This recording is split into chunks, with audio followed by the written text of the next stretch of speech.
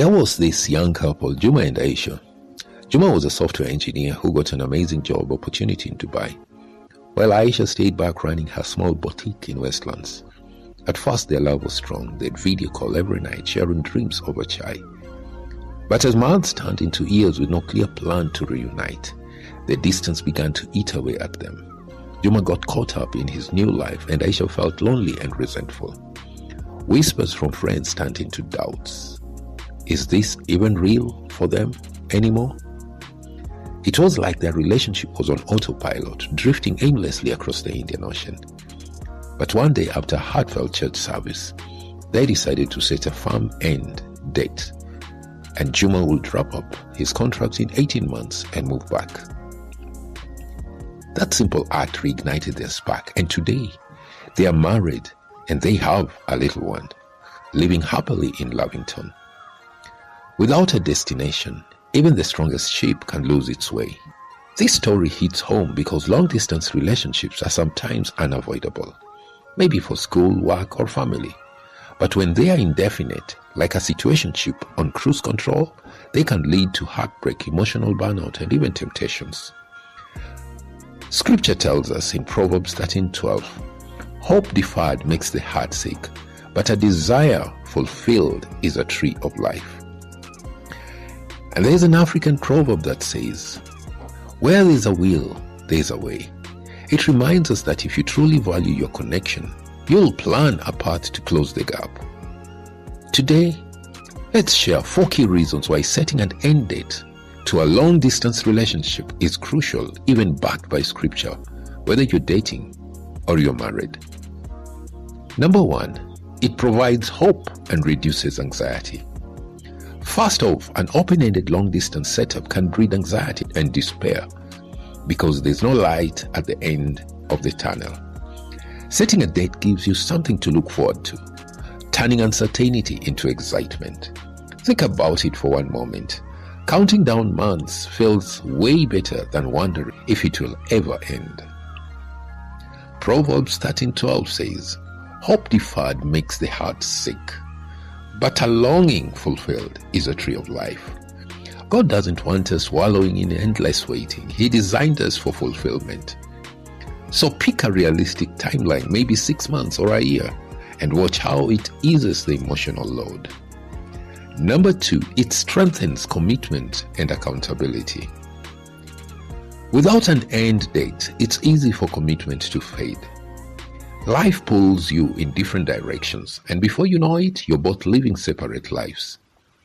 But settling a deadline forces accountability. You start making real plans, like job searches or visa applications. This builds trust and shows you are both all in the relationship. Ecclesiastes 4:12 puts it very clearly. Though one may be overpowered, 2 can defend themselves. A cord of 3 strands is not quickly broken. Including God as that third strand means committing to his timeline for unity and not letting distance win over you.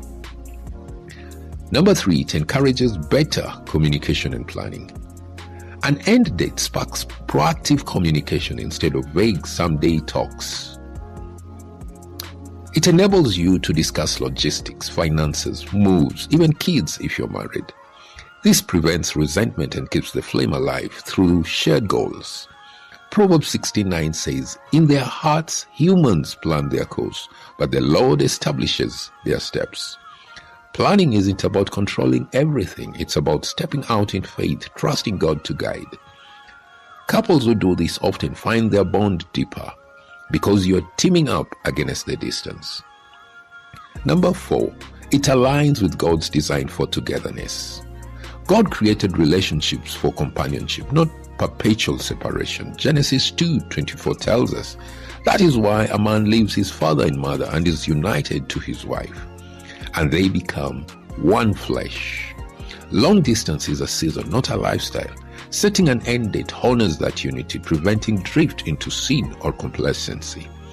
Whether dating or married, aim to reunite. It's how you thrive as one. Here's an activity for you. I call it the distance clarity audit.